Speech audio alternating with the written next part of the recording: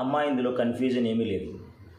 అసలేంటి వీడు ఇంకెంతమందిని చంపుతాడు, ఎంత దూరం వెళ్తాడు, ఎప్పుడు ఆపుతాడు, ఇలా మీకు కొన్ని ప్రశ్నలు ఉన్నాయి.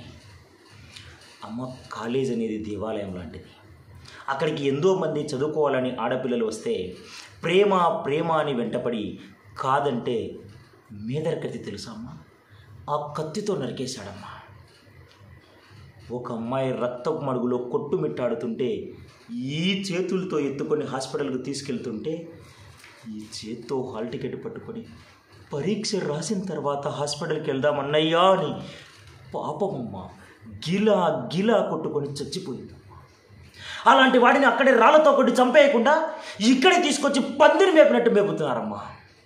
ఇలాంటి వాడిపైన కనికరం చూపించమని బయట మన సోకాల్డ్ మానవతావాదులు సొల్లు కారాలు కారుస్తున్నారమ్మా. ఇంకేం చేయనమ్మా, ఏం చేయను, ఇంతకన్నా ఇంకేం చేయను.